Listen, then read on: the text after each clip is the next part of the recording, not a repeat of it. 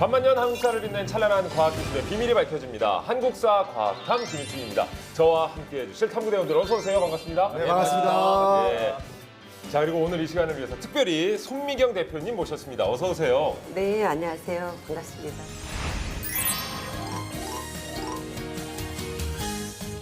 세종특별시에서 자그맣게 여인 생활사 박물관을 운영하고 있습니다. 야, 박물관을 또 운영하고 계시고 네. 관장님이시자 대표님이시네요. 그럼 또 전문은 어떤 게 전문입니까? 일단 머리는 한 몇 년 정도 공부하셨습니까? 머리는 이런 재현 전시 또 이런 활동만 올해가 37년째입니다. 야, 37년째. 네. 근데 장인이시다, 장인. 네, 장인이신데 머리 왜 이렇게 빨갛게 하신 거예요? 나이 생각 안 하세요? 젊어지려고 아니, 염색하신 거지 뭐 그거 너무 빨갛잖아. 아니, 왜요? 젊어지려고 노력을 하고 이 빨간 머리를 했습니다. 동엽 씨에게 그렇게 크게 신경을 쓰시지 않으셔도 됩니다. 야, 이제 파악을 또 하시네. 김승호 선생님도 아신 거예요. 나중에는 그럴 필요가 없더라고요. 자, 오늘도 이렇게 즐거운 마음으로 한번 오늘의 주제 확인해 보겠습니다. 인류의 오랜 역사와 함께 변화해온 시장 문화. 과연 인간은 언제부터 스스로를 아름답게 꾸미기 시작했을까? 고대의 장신구는 일종의 부적과 같은 주술적 의미가 강했던 반면 삼국시대 들어서는 금과 옥 등 다양한 재료의 발달로 화려한 장신구 공예가 꼽혔다. 몽골풍 시장 문화가 이어졌던 고려 시대를 지나 조선 시대에는 비로소 시장 기술이 완성의 단계에 이르게 되는데 천연 화장품을 비롯해 부채와 신발 등 과학적 원리를 통해 자신의 몸을 가꿨던 선조들. 역사 속 시장의 모든 것을 지금부터 탐구해 본다.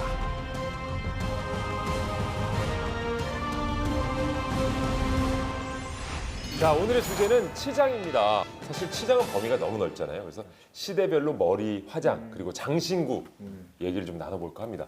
실은 치장, 저희도 오늘 한껏 치장을 또 하고 네. 오지 않았습니까? 사실 뭐 예. 저희 의상 보세요. 오늘 치장이라고 하길래 네. 집에서 제일 화려한 거 입고 나왔습니다. 아, 어쩐지 꽃무늬 네, 자켓이. 꽃무늬 이렇게 넥타이도 딱 매고. 예. 김일중 씨도 오늘 너무 오늘 저도 멋지게 신경 많이 차려입고 썼습니다. 있어요. 예. 지금 헤어스타일이 요즘 뜨는 헤어스타일입니다. 제 머리가요? 정혜인 씨 머리 스타일 아닙니까? 아이쿠야. 아 그랬구나. 맞죠? 아니, 나는 아무 얘기도 안 했어요. 아니 닮았다니까 지금. 나는 그 얘기를 진짜 미용실 가서만 했어. 정혜인처럼만 잘라주세요 하고 난 여기 와서 아무 얘기도 안 아무 했어. 말도 안 했어? 근데 알아준 거야? 나 알았지. 아유, 참. 아 정혜인 씨인 줄 알았어. 역시 친구가 최고네. 그러니까 그래요. 예, 이거 행커칩도 꽂고 말이죠. 저도 오늘 제가 갖고 있는 넥타이 중에 제일 색깔이 좀 화려한 걸로 갖고 왔습니다. 야해요, 선생님. 네. 예, 보통 이제 어르신들 그런 얘기 하잖아요. 색깔이 야하다. 이게 치장이 정말 그야말로 요즘엔 남자들도 그렇게 신경을 많이 쓸 정도로 어떻게 네. 꾸미냐에 따라서 사람이 달라지지 않습니까? 맞습니다. 선생님? 네, 그죠? 맞습니다. 치장이나 단장이라는 뜻은 얼굴을 곱게 하고 머리를 만지고 옷을 이렇게 꾸며서 산뜻하게 만든다라는 그런 의미도 있는데 동서고금을 막론하고 그 예뻐지고 아름다워지려는 욕심은 그 인간의 본능이 아닐까요? 아, 맞아요. 네. 저는 사실은 치장하면 가장 큰 비중이 아마 화장이 아닐까 이런 생각을 합니다. 화장이요. 화장하는 법. 그래서 선생님께 좀 궁금한 게 제가 화장 언제부터 시작이 된 겁니까 도대체? 그 고대 이집트의 왕 클레오파트라 7세 때부터 시작되었다 그래요. 사실 그 클레오파트라는 그 미인이 아니었다라는 그런 주장도 있더라고요. 예. 근데 클레오파트라는 그 아름답게 세계의 미인으로 이렇게 남아있던 것은 그 화장의 기술이 그 많이 이렇게 접목이 됐다 그래요. 흔히 말하는 화장빨? 눈썹은 좀 진하게 그리고 샤도우는 그 스모키 화장으로 이렇게 펴발라서 섹시하게 있고 네. 이 턱에 요즘 유행하는 V라인 이런 거 있잖아요. 그런 것을 음영을 굉장히 이렇게 강하게 주어서 그 미인을 이렇게 유지하고 있었던 것 같습니다. 2000년 전이었는데 근데 하는 거는 지금에 있는 여성분들하고 거의 비슷한 그때부터 수준입니다. 내려왔나 봐요. 근데 뭐 역사적으로 클레오파트라가 제일 먼저 화장한 건 아니지 않습니까? 어떻습니까? 그렇죠. 기원전 한 7,500년 경으로 추정되는 우와. 예, 고대 이집트 무덤에 보면 벽화들이 있거든요. 네. 근데 그 벽화에 보면 까만색으로 쫙 칠해서 쫙 이렇게 해놓잖아요. 예. 그런 거를 이제 주로 이제 뭘로 이제 만드냐면 이제 콜이라고 하는 그런 그 재료하고 그다음에 뭐 레드오크라는 이제 흙 종류가 있죠. 그거랑 그다음에 또 헤나. 지금도 헤나. 이제 예, 헤나를 하시는 분들이 있어요. 문신할 때 이렇게. 그렇죠, 그렇죠. 네네. 그 헤나를 가지고 이제 만드는데 그러면 이제 이런 화장은 그렇게 오래됐다고 볼 수 있는데 그게 이집트의 눈화장은 단순히 뭐 미적인 측면보다는 그 사막 기후잖아요. 그러니까 그 뜨거운 열이 있으니까 그걸 발라줌으로써 이제 눈물을 좀 자극을 해서 그걸 좀 눈을 보호하려고 하는 그런 지혜도 있는 것 같아요. 요새로 치면 야구 선수들 이렇게 밑에 까만 거 칠하는 것처럼. 이집트인들이 사용한 아이라이너에 어떤 성분이 있는지를 과학자들이 밝혔는데요. 납 성분이 들어있어요. 근데 다들 아시겠지만 납은 그렇게 그 건강에 좋은 게 아니잖아요. 근데 그 당시에는 아마 그런 위험은 몰랐을 것 같은데요. 사람의 피부 세포에 그 처리를 한 다음에 그때 어떤 현상이 있는지를 2010년에 과학자들이 연구한 결과가 있는데요. 납성분이 피부 세포에 가해지면은 거기서 산화질소라는 물질이 만들어지는데 그 산화질소가 이제 그 외부에서의 어떤 벌레나 어떤 감염의 위험을 막을 수 있다는 그런 연구 결과도 있어요. 우리나라는 그러면 언제부터 화장을 하게 됐을까요? 단군 신화 속에서 그 이야기를 좀 추론할 수 있는 부분이 단군 신화에도 미용이 나옵니까? 그러니까 미용에 관한 얘기가 나오는 건 아닌데 왜 하필이면 곰과 호랑이에게 쑥과 마늘을 줬느냐 생각을 한번 해보는 거죠. 사람 되려고. 아 그렇죠. 근데 그게 네. 사람 된다는 의미가 이게 쑥과 마늘이 실제로 지금도 보면 피부 미용에 굉장히 좋은 재료거든요. 그래요? 식품 재료인데 그 성분들이 피부의 노화를 방지하거나 피부를 좋게 하는 효능이 있단 말이에요. 네. 그러니까 그래서 그 아마 식물이 나온 게 아닐까. 근데 쑥하고 마늘이 어떤 살균 작용, 항균 작용이 있다는 거는 알려져 있어요.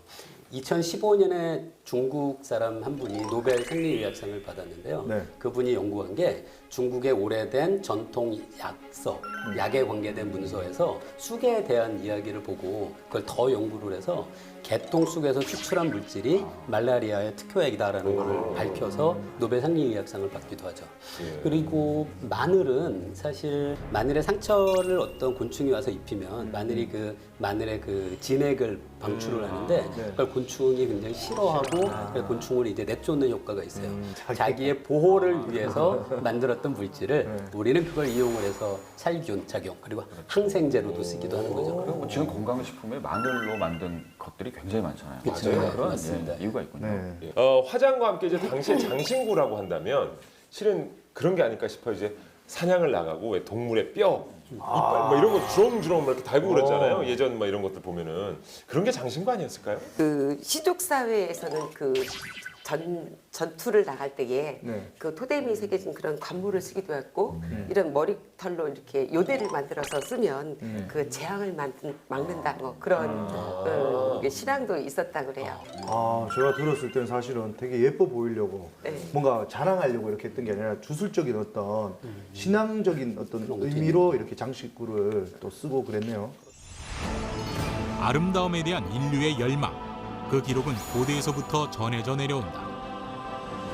선사시대의 조개 더미에서 발견된 가공한 조개 껍데기나 짐승의 어금니, 미석 등은 그 당시 최고의 장신구였는데 다만 삼국시대 이전의 치장은 자신을 예쁘게 꾸민다기보다는 주술적 의미가 더욱 강했다.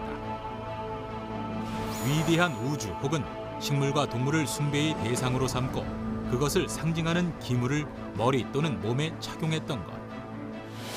이로써 자신의 몸을 보호하고자 했던 것이다.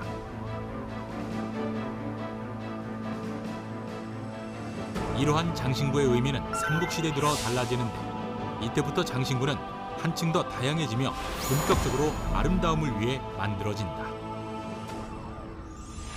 이 치장이라는 것이 다른 게 아니라 약간 주술적인 의미도 담고 있고 뭐 풍요를 기원한다든지 뭐 잘 잡고 싶고 뭐 이런 것들이 있는데 이제 삼국시대로 가면서는 말 그대로 좀 아름다움으로 좀 더 포커스가 맞춰지지 않을까요? 어떤가요? 그 삼국시대 초기에서부터 그 화장술하고 화장품의 이런 것들이 굉장히 많이 발달했는데요.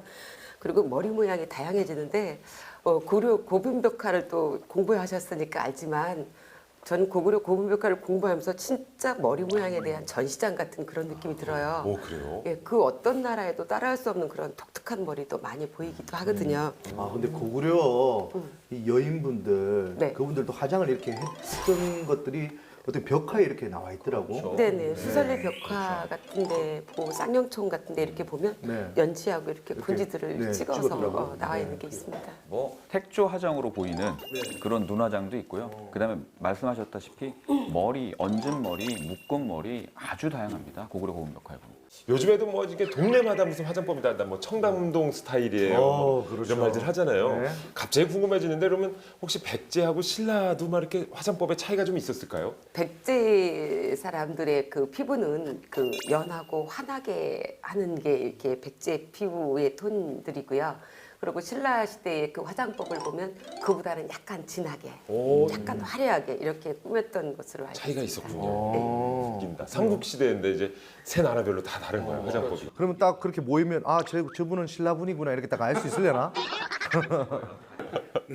신라인데 어떻게 화장을 좀 했을까요? 신라인들의 화장품은 그 연지를 만들어서 사용했습니다. 연지를 만들어서 그 볼이나 그 입술간대에 발랐는데 그 연지의 그 재료는 그 홍화씨로 이렇게 만들었다 그래요. 그 단단한 그 불참나무나 너와도 밤나무 이런 것을 그 딱딱한 것을 이렇게 태우면 그 숯이 있잖아요. 그 숯을 가지고 눈썹을 그리기도 하고 그 검은 그 재를 이렇게 채취해 가지고 그 식물성 기름이 있어요. 뭐 콩기름이라든가 뭐 이런 참기름 같은 거 그런 거를 이렇게 해서 이렇게 눈썹에다 바르고 그렇게 신라 시대에는 화장품을 그렇게 사용을 했다고 합니다. K-뷰티 말씀들 많이 하시잖아요. 실제로 명나라에 왕기라는 사람이 쓴 그 삼재도회라는 책이 있어요. 근데 그 책이 일본어로 이제 좀 전해져가지고 좀 보완된 게 화한삼재도회라는 책이 있거든요. 거기 보면 이제 그런 내용들이 나오고요. 그래서 워낙에 왜 백제 왕족들이 거기에 살다가 왕이 되기 위해서 오잖아요. 그러니까 그쪽은 아마 백제 그 우리 지금 말로 하면 K-뷰티가 많이 전파되지 않았을까 생각이 됩니다. 그럼 화장품을 만들어 써야 될 거 아니에요. 화장품을 어떻게 만드는 겁니까 그러면? 그 당시에 화장품들을 우리가 백분이라고 부르잖아요. 백이 이제 흰 백자일 거고 분이 이제 분가루 할 때 분인데 분이란 한자를 보면 그 왼쪽에 변에 쌀미자가 들어가요. 그러니까 당시에는 이제 그 백분을 만들 때 그 쌀가루 같은 곡류의 가루를 이용을 해서 그 하얀색의 가루를 만들고 그걸 이제 얼굴에 발랐을 텐데 그때는 이게 크림 같은 우리가 쓰는 화장품 크림 같은 게 아니라서 얼굴에 흰색을 부착한 상태로 유지하는 것이 사실 굉장히 어려웠다고 해요. 바르면 떨어질 것 같은데요, 네. 가루가? 그 다음에 바람은 이제 도입된 기술이 거기에 납 성분을 섞는 거예요. 아, 또 납이 나오네요. 그러면 그걸 백연이라는 화장품이라고 부르는데 그 연이 납이 중금속이라서 일단 몸에 들어오면은 바깥으로 배출이 잘 안 되거든요. 그리고 오래 남아 있게 되면 이제 아이들의 어떤 지능 발달에 저해, 뭐 신장 문제, 정신질환 문제에서 아주 위험합니다. 네. 그렇죠. 그 비슷한 얘기가 엘리자베스 1세 영국에 있는 그 여왕이 납 얼굴에 많이 발랐대요 화장품을. 그런데 그게 나중에는 이게 하얗긴 하였는데 시간이 지나면서 얼굴이 푸래지는 거예요. 그래서 그 궁궐에 있는 그 거울을 다 없앴다고. 납성분 때문에. 자기 그리고 얼굴이 보기 싫으니까. 네, 자기 얼굴이 보기 그 싫어가지고. 우리나라 그 명성황후도 화장을 그 납성분의 화장품을 너무 많이 발라서 네. 그 맨낯은 그 푸딩딩하다라는 그런 외국인들이 만나본 사람들이 그런 기록도 있습니다. 일상생활 속 재료를 사용해 화장품을 만들었던 선조들. 콩과 녹두, 쌀 등을 곱게 빻은 뒤 가루로 만들어 미온수와 섞으면 잡티 제거에 탁월한 효과를 보이는 스크럽팩이 만들어진다. 또한 오이를 잘라 오이즙을 내거나 오이 단면으로 얼굴을 부드럽게 마사지하면 수분 보충과 각질 제거에 효과적인 오늘날의 토너가 되기도 했다.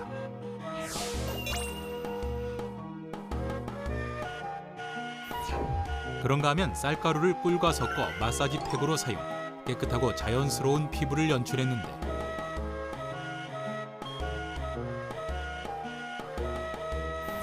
이 같은 천연 화장품은 기품 있는 여성들의 피부를 완성시켰다.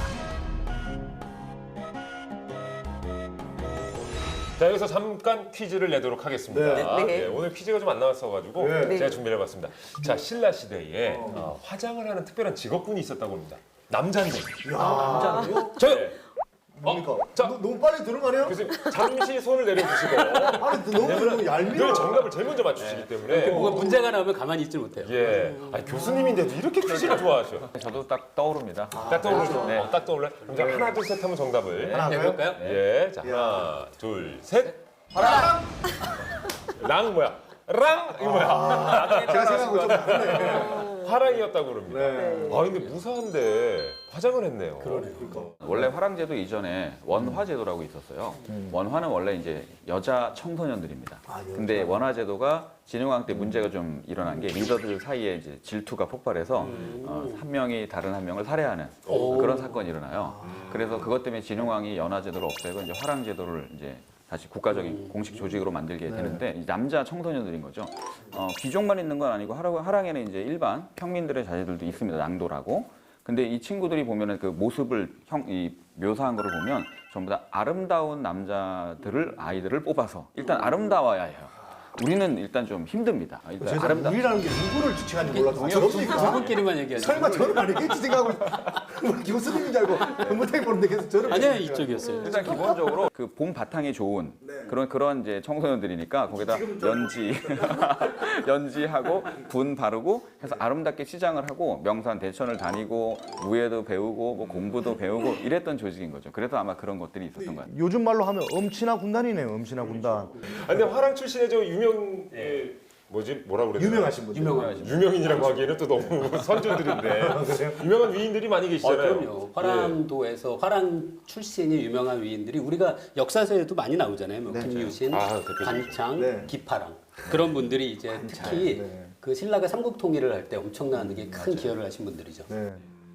노래에도 우리가 배웠잖아요. 뭐 맞서 싸운 간창 역사는 흐른다 이렇게. 네, 뭔지도 모르고 외웠던 그 기억이 있는데 저희가 뭐 삼국시대에 뭐 화장법, 외모에 대해서 얘기를 좀 하고 있는데 또 궁금한 게 그럼 외모에 맞춰가지고 화장에 맞춰가지고 머리도 좀 어떻게 같이 좀 맞춰가지고 갔을 것 같은데 머리는 어땠습니까? 그렇죠. 고구려 백제 신라를 보면 머리 모양이 다양해요. 일단 얹은 머리는 여자들이 많이 하는 머리입니다. 주로 이거는 기혼인 경우도 하고 미혼인 경우도 했던 걸로 보이는데 고구려 같은 경우는 이제 우리가 여러 가지 고운 벽화 중에서도 특히 대단한 게 그 안악 3호분에 보면 귀부인이 나와요. 근데 가발까지 이용해서 얹은 머리를 굉장히 크게 만들거든요. 그것도 있고 이제 쪽진 머리도 나오고 또 무용총 벽화에는 이제 묶은 머리도 나옵니다. 그리고 이 남자들의 머리들도 많이 나와요. 주로 이제 상투를 트는데 외상투도 있고 이제 쌍상투도 있어요. 그리고 백제 쪽에도 보면 재밌는 게 얹은 머리가 있는데 머리를 얹은 머리를 하고 머리 하나를 이제 가닥을 하나만 따서 내리는 머리가 있고 요새도 양쪽으로 그런 거 하지 않아요? 예. 뭐 뭐라고 하죠? 맞아. 애교머리. 맞아요. 애교머리. 맞아요. 두 가닥을 따서 내리는 경우도 있는데 그게 아마 미혼자와 기혼자의 차이인 것 같고 그다음에 신라 시대의 그 머리 모양을 보면 그 가발 같은 거를 이용해서 아니면 머리를 이제 따서 네. 두루 이렇게 둘러서 이렇게 만드는 그런 형식으로 굉장히 다양한 머리 모양들이 나옵니다. 정말 다행이네요. 삼국시대의 그 여인들은 머리를 올려서 크게 꾸미는 그런 그 풍습이 있었어요. 그 신라시대의 여인들은 그 가채로 사용한 머리들을 많이 하였습니다. 네. 그 가채 위에다가 그 진주, 금, 옥 이런 것으로 수식을 굉장히 많이 하게 꾸며서 화려하게 꾸몄는데요. 네.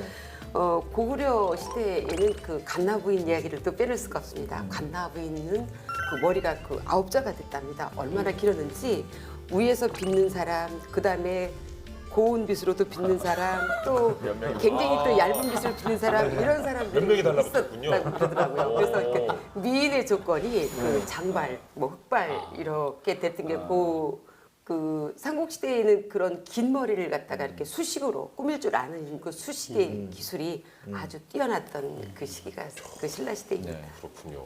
오죽하면 뭐 우리나라 쪽에서 만드는 그 가채들이 중국에서도 그렇게 히트 상품이었대요.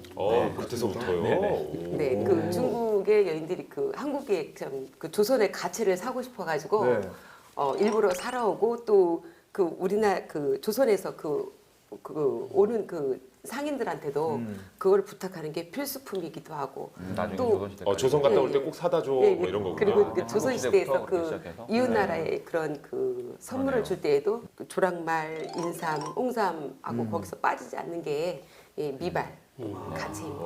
네. 이게 뭐 그러면 사실 중국 관광객들이 대한민국에 왔을 때 화장품 막 싹쓸이로 가져간다. 이게 그냥 요번에만 있었던 얘기가 아니에요. 삼국시대부터 그랬던 얘기네요. 그죠?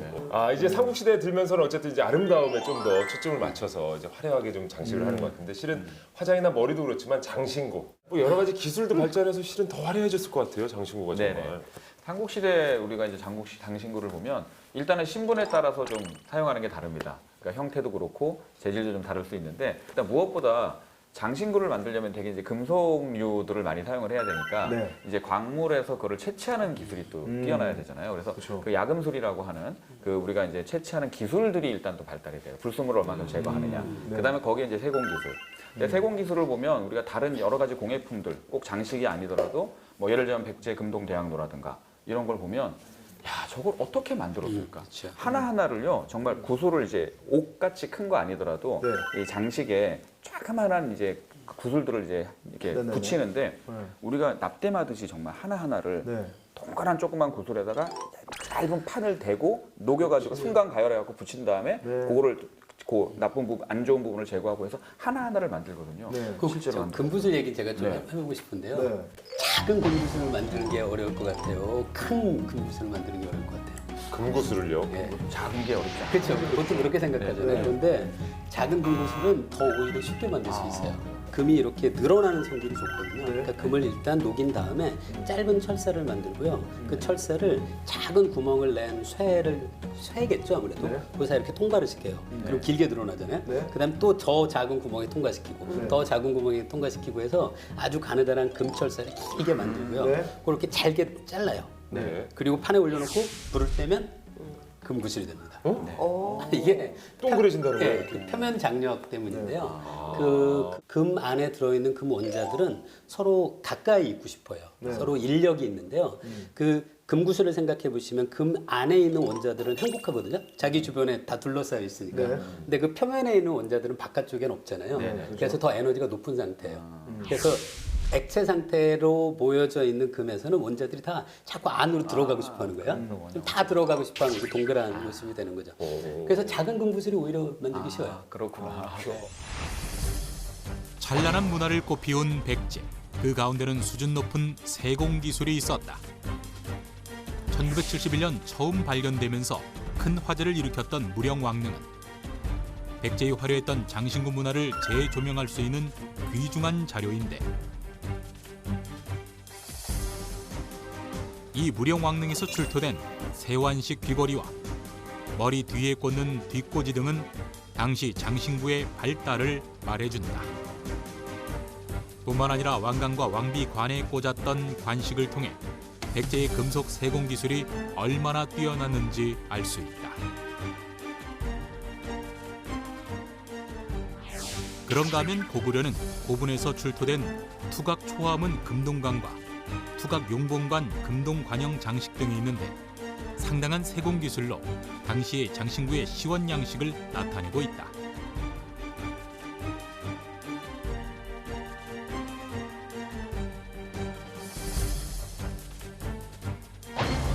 한편 우리나라 장신구 발달의 황금기였던 신라시대.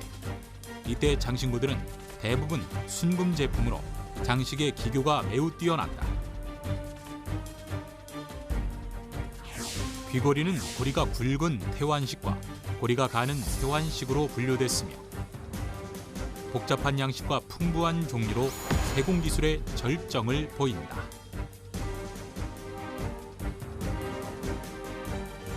세공 기술도 정말 뛰어난 것 같고 네. 그런 원리를 어떻게 알아서 이렇게 장신구를 만들었을까 참 놀랍습니다. 삼국시대에 저희가 이렇게 치장에 대해서 살펴봤는데 이게 고려시대도 그대로 이어지는 건가요? 그렇죠. 고려 시대는 그대로 이어지는데 더 이제 재질 면에서 금을 많이 사용을 합니다. 아무래도 금에 대한 이제 가치도 그렇고 세공 기술도 더 발전했을 테니까 금을 이용한 세공품들이 많아지는 것이 특징이라고 할 수가 있습니다. 그리고 고려하면요 금만 있는 게 아닙니다.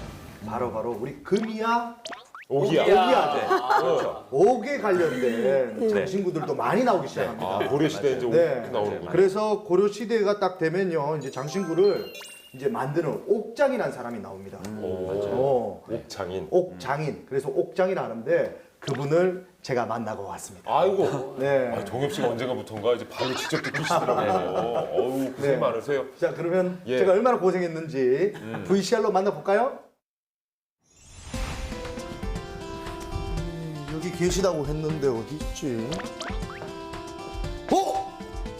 여보세요. 이야. 옥으로 만든 아름다운 장신구가 전시되어 있는데 그 종류도 다양하다. 뭔지를 모르겠네. 아유 깜짝아. 그러면 혹시 제가 찾고 있는 옥장 무형문화재 맞습니까? 맞습니다. 여기 옥을 다루고 있는 옥장 어민평이라고 합니다. 45년이라는 세월 동안 옥을 갈고 다듬어온 어믹평 장인. 원석 다듬기부터 문양 조각까지 고도의 섬세함을 필요로 하는 전통 옥공예를 이어오고 있다. 좀 궁금한 게 예. 대단한 작품 아니겠습니까? 하지만 대단하면 얼마나 대단한지를 잘 몰라요. 금액이 어느 정도 됩니까? 과연 이 작품들의 가격은? 5천에서 6천. 쭉쭉쭉 아니 이게 5천에서 6천이라고요? 그렇게는 돼야 돼요. 대박. 수천만 원을 호가하는 옥장의 작품들이 탄생하는 것. 여기 어딘데요? 제가 지금 현재 작업하고 있는 아 작업실이에요? 네, 공간이. 이 안에 귀한 게 있다고요? 빨리 오십시오 빨리. 뭐 어떤 귀한 게 있다고? 뭐 귀한 게 어디 있습니까? 예, 이게 어디 이제 귀한? 원석이고 여기 여러 가지 종류가 있습니다. 옥장의 작업실에는 영롱한 빛깔의 옥 원석들을 만나볼 수 있다. 이게 이제 강원도 춘천에서 나오는 그 우리 이제 백옥. 유백색의 춘천 백옥부터 곱고 짙은 푸른색의 비치옥, 바다에서 온 대리석 산옥까지. 그것도 똑같은 옥 아닙니까? 이거 보니까 네, 제가 이제 좀 보이거든요 눈에. 이게 옥이네 이거. 저희가 얘기하는 옥으로는 분류가 안 되고 이게 옥이 아닙니까? 이제 보십시오 선생님 아까 전에 그렇게 여러분들 혹시 차이점 아시겠어요? 뭐가 다릅니까 이거요? 우와. 보셨죠 여러분들? 혹시 집에 옥이 있다면 칼로 긁어보세요. 그래서 칼자국이 났다. 가짜 옥입니다. 빨리 가서 환불하시고 진짜 옥은 칼로 긁었을 때 자국이 나지 않습니다. 작업하는 게 옥장의 가르침을 전수받아 본격적으로 옷가락지 만들기에 도전해보는 시간. 그 첫 번째 과정은 원석을 골라 균열이 생기지 않도록 절단하는 것이다. 원하는 크기만큼 옥 원석을 자른 다음 원석에 구멍을 뚫는 천공 작업을 거치는데 제가 뚫었습니다. 보이십니까? 보여요? 이로써 투박했던 원석들이 장신구의 형태를 갖춘다. 다음은 연마 작업. 모양을 만든 장신구의 표면을 매끄럽게 다듬고 나면 우리의 전통 옷가락지가 완성된다.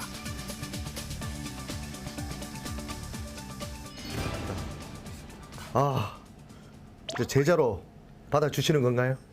뭐 시간 되면 언제 와서 배우시고 더 배우셔야죠. 아, 더 배워야 됩니까? 배우시고. 아, 예. 인고의 과정을 거쳐 완성되는 예술 작품 옥공예. 이 전통 장식 문화, 우리 전통 문화들이 조금 소외되는 것 같으니까 특히 젊은 사람들이 우리 이 그 전통 문화를 많이 사랑하고 관심 갖고 배웠으면 좋겠어요. 사랑해 주세요.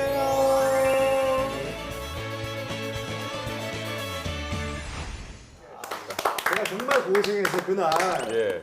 옥 반지를 만든 거를 가져왔습니다. 야, 색깔 보세요. 얼마나 영롱합니까? 아우 이쁘네요. 네. 짜증났네. 예. 보십시오. 신석기 시대든 청동기 시대든 또는 우리가 고대든 간에 옥을 가지고 많은 걸 만들어내요. 그래서 우리 위서동의전에도 보면 부여에서도 뭐 주옥을 이제 잘 만들었다는 얘기 나오고 비치색뿐만이 아니라 이런 반투명한 이런 옥들 만드는데 옥이 보통 영성의 물질이라고 해서 뭐 잡기를 물려주고 그다음에 이게 자신을 이제 지켜준다라고 하는 그러한 성격도 좀 갖고 있어요. 그런 이제 어떻게 보면 그것도 주술적인 의미인데 그래서 옥을 이용한 장식품들이 많이 만들어졌습니다. 아, 근데 지금 방송 중에 제가 불안한 게 이거 저 주신 거거든요. 제 겁니다. 아니 제가 얘기를 하는데 저를 안 쳐다보고 자꾸 옥반지를 쳐다보시더라고요. 이거 진짜 주술적인 의미가 있네. 아니 손가락이 딱인데. 예. 다음에 한번 나갔다 오세요. 알겠습니다. 그렇군요. 아 어쨌든 동엽 씨 덕분에 저희가 옥에 대해서도 잘 살펴봤는데 네. 옥은 어떻게 보면 또 주술적인 의미가 좀 담겨져 있네요. 근데 이게 저희가 시대별로 이렇게 보면 실은 주술적인 의미도 있지만 뭐 여러 가지 정치적인 의미로 바뀌는 것들도 많거든요. 혹시 그 당시엔 그런 것들은 없었을까요? 그게 원간석기에 우리가 이제 두발 모양이 이제 변발이라고 하는 그런 형식이 나오는 게 있죠. 황기역처럼? 그렇죠. 그거는 이제 원나라의 강압에 의한 거니까 이건 순전히 정치적인 영향에 의해서 바뀐 그런 스타일의 변화입니다. 흔히 가장 충격적으로 받아들였던 게 우리 충렬왕이 그러니까 원종의 아들인 충렬왕이 원에서 이제 살다가 네. 이제 고려로 귀환할 때 개체변발이라 그래서 머리를 싹 밀고 머리를 따가지고 이제 내린 그 충격적인 비주얼로 온 거죠.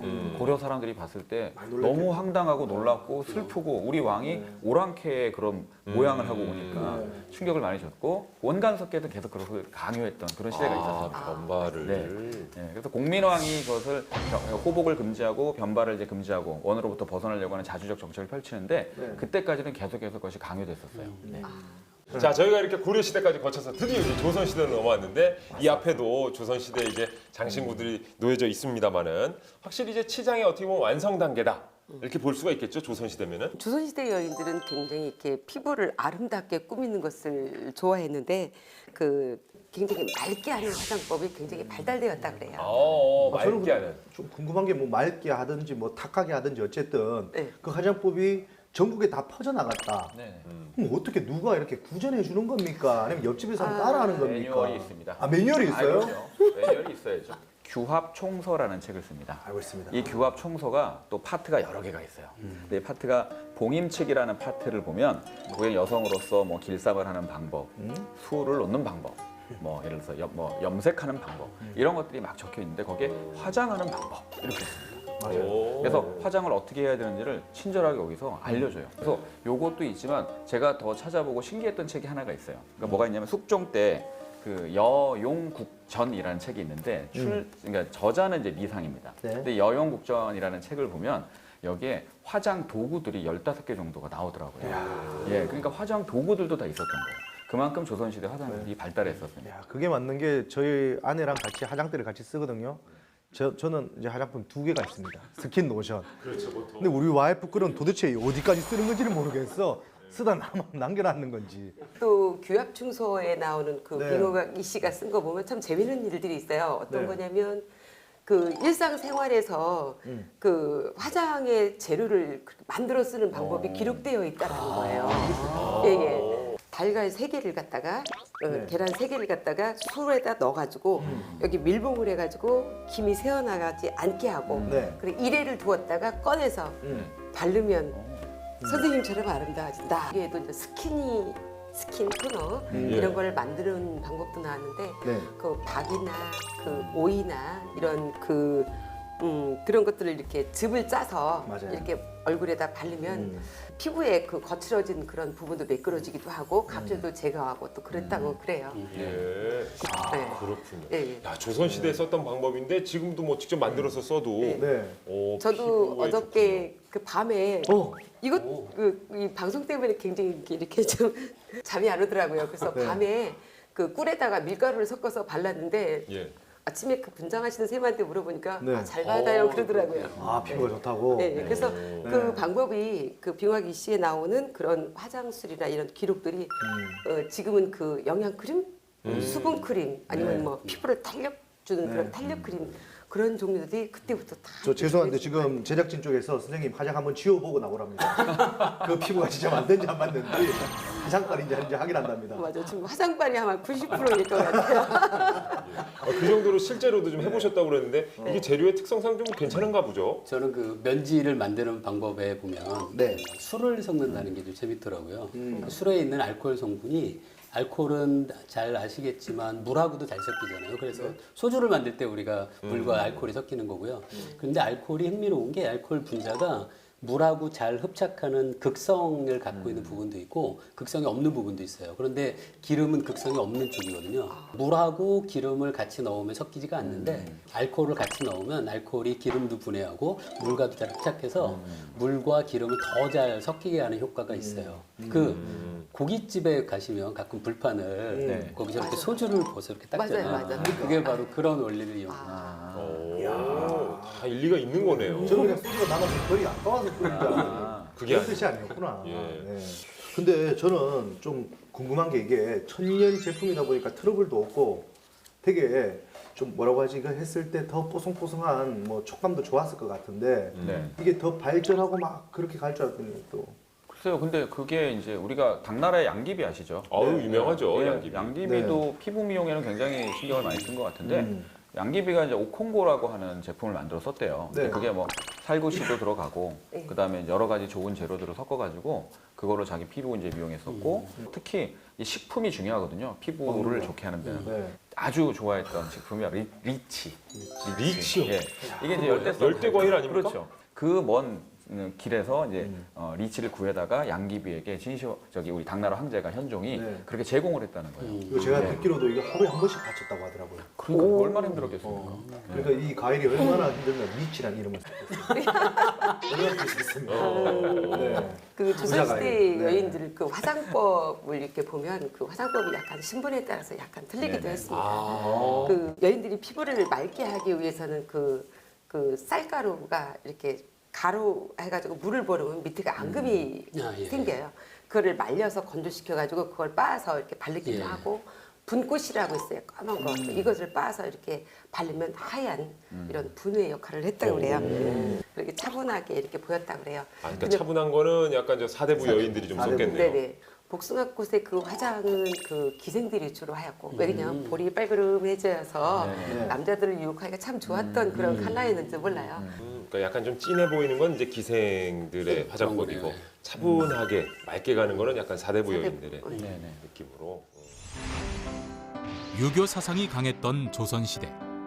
화려함보다는 수수하고 깨끗한 피부톤을 선호했던 당시 여성들의 화장법은 어땠을까? 분가루에 송악가루와 황토, 수수가루 등을 넣어 여러 가지 색의 분을 만들었던 여성들. 그 이유는 신분에 따라 화장법이 달랐기 때문인데 발그레한 볼을 만들어주는 복숭아 색분은 주로 기생들이, 노란 색분은 사대부 여성들이 사용했다. 신분에 따라 다른 색깔을 사용했다 하니 놀라울 따름이다. 또한 볼에 찍는 연지 역시 계란 노른자에 홍합꽃이나 붉은 빛을 내는 돌가루를 섞어 여러 색을 만들어냈는데 일반 백성들은 붉은 고추를 말려 연지로 사용하기도 했으며 이 연지를 이용해 생기 있는 얼굴을 표현했다. 그런가 하면 나무 숯을 긁어 가루를 낸 뒤 참기름과 섞어 만든 미묵. 이 미묵은 눈썹용 화장품으로 조선 여성들은 검은 미묵을 그대로 사용하지 않고 황토나 조개가루를 섞었다. 검은 미묵은 기생들이, 반짝이는 금가루 미묵은 왕실 여성, 그리고 갈색빛 황토가루 미묵은 사대부 여성들이 사용했는데 이러한 화장법을 통해 조선시대 여성들은 정숙하고 온화한 분위기를 연출했다.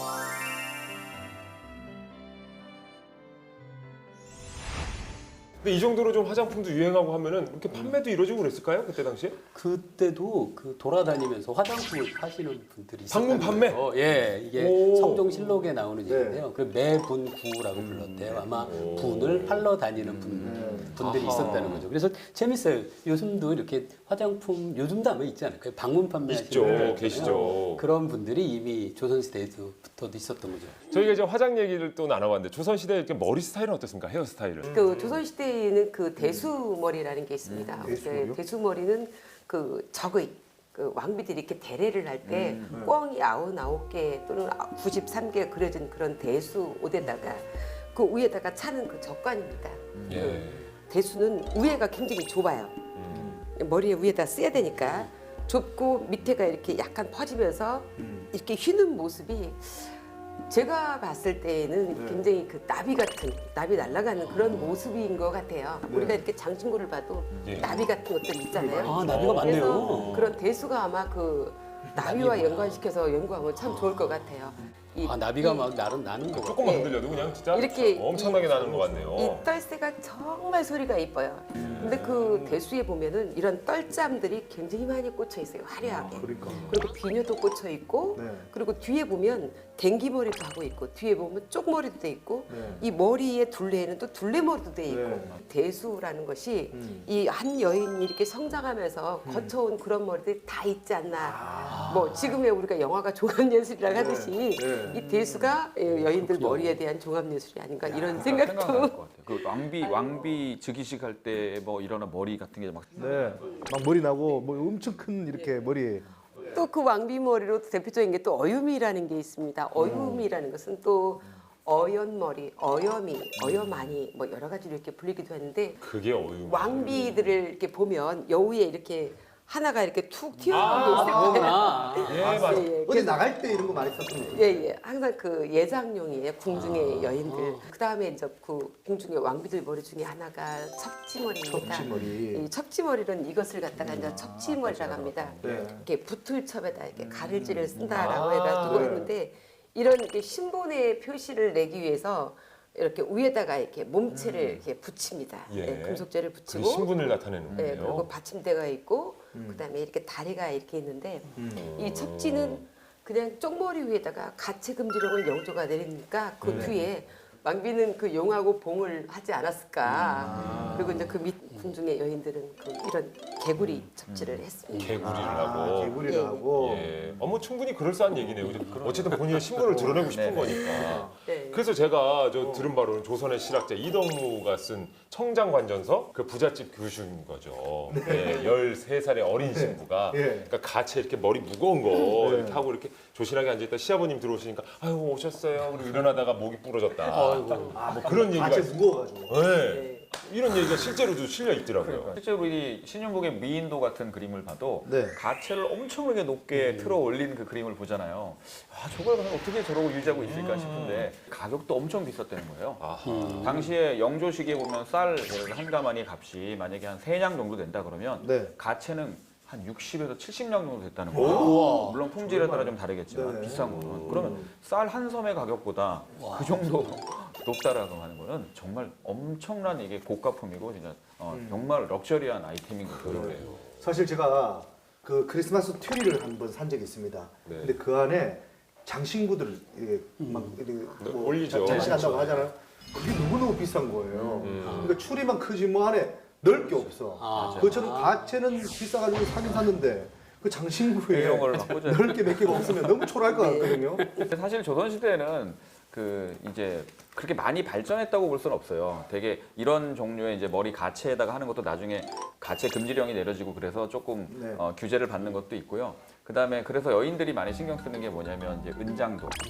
은장도는 이제 좀 많은 품목들이 좀 나오고 있습니다. 근데 그다음- 호신용으로 쓰는 거 아닙니까? 근데 호신용이라기보다도 네. 이제 호신용으로 쓸 수도 있지만 은장도라고 하는 것은 여인도 그렇고 또는 남자들도 그렇고 좀 갖추고 있는 하나의 품목이 돼버려요. 예. 은장도가 그 크기가 작잖아요. 네. 그 은장도를 만드는 게 굉장히 그 정교한 기술이 많이 필요했는데요. 은장도 하나를 처음 시작해서 완성할 때까지 무려 177개의 서로 다른 공정이 필요했다고 해요. 그렇게 복잡해요? 네, 그리고 제가 또 유심히 봤던 게 그 고구려 안악 3호 고분 있죠. 그렇죠, 그렇죠. 거기 보면 부채를 이렇게 들고 있는데 그 아, 부채가 부채. 깃털도 막 이렇게 있고 맞아요. 뭔가 이게 장신구 같은 느낌이 들더라고. 이제 선이라고 이제 말로 표현하거든요. 선. 그래서 그 부채 보면은 이렇게 부채 밑에 뭐가 달려 있잖아요. 장신 같은 게 그걸 이제 선추라고 합니다. 이 선추가 부채를 또 이렇게 복돋아 보이게 하는 거예요. 또 이런 데 또 신경 많이 씁니다. 또 이 선추라는 것도 특이한 게 그 안에다가 약재를 넣어서 다니기도 하고 거기다 이제 향이 나는 물질을 넣어가지고 요즘 말로 하면 향수처럼. 야 이렇게 하면 향이 또 저절로 나게. 예. 그리고 뭐 부채도 하나를 꾸미는데 그때 끝 부분이라든가 이런 것들도 안에 또 그려지는 그림이라든가 해서 부채 하나에만 해도 그것이 굉장히 다양하게 나옵니다. 접혀져 있을 때와 달리 펼쳤을 때 아름다운 곡선을 뽐내며 우아한 장신구가 되는 부채. 한국의 미가 고스란히 담긴 부채는 어떻게 만들어졌을까? 먼저 깨끗한 대나무를 얇게 쪼갠 다음 따뜻한 물에 담가 불린다. 이렇게 불리고 난 뒤 빛이 투과될 정도로 얇게 속을 깎는 과정을 거치는데 그 다음 겉대 2개를 마주 붙이고 이를 단단히 묶어 약 일주일간 말린다. 그리고 살대에 한지를 덧대면 우리 고유의 부채가 완성된다. 특히 한복을 곱게 입은 여자의 몸을 보고 만들었다는 이 부채의 곡선에는 과학적 원리가 숨겨져 있다. 끝이 둥근 부채를 흔들면 공기 저항이 최소화되면서 바람이 원활히 흐르게 된다. 따라서 적은 힘으로도 쉽게 시원함을 느낄 수 있는 것인데 이처럼 부채는 우리 선조들의 귀한 장신구이자 더운 여름을 이겨내는 생활 속 지혜였던 셈이다. 근데 그 부채 하나에도 그런 과학적인 원리들이 네, 있는지는 좀 맞아요. 몰랐습니다. 자, 이렇게 장신구도 살펴봤고 이제는 또 신발, 활용 점정이죠. 예, 신발은 또 어떻게 변했을까요?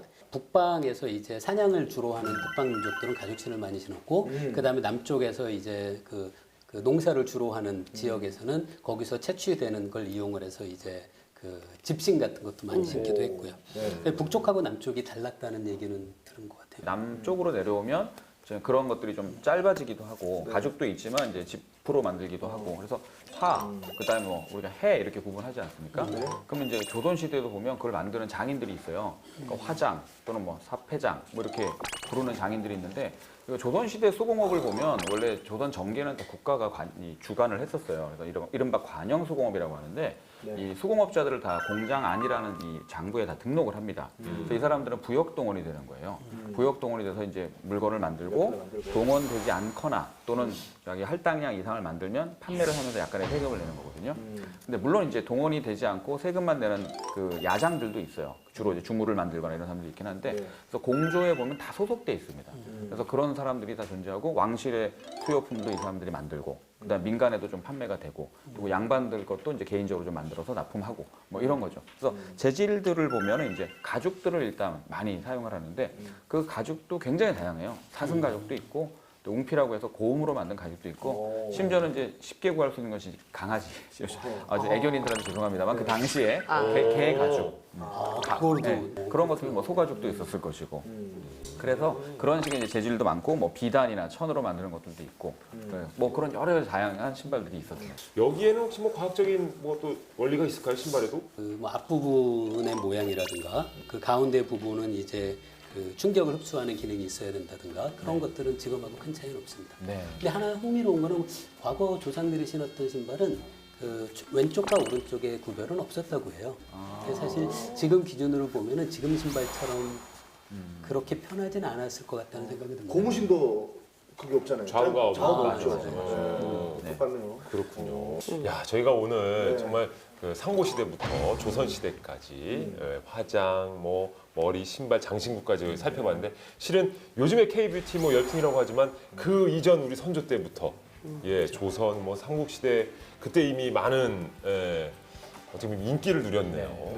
정말 다양했고 갑자기 또 자부심과 뿌듯함이 좀 느껴지는데 어떠셨어요? 우리 대표님께 이제 마지막으로 좀 여쭙겠습니다. 치장이라고 한다면 열심히 노력하는 자만이 예뻐진다. 맞나요? 그것도 노력이 필요한 거죠, 그렇죠? 자, 우리 민족의 역사와 과학의 가치를 탐구하는 한국사 과학탐 저희는 다음 이 시간에 더욱더 흥미로운 주제로 다시 돌아오겠습니다. 고맙습니다.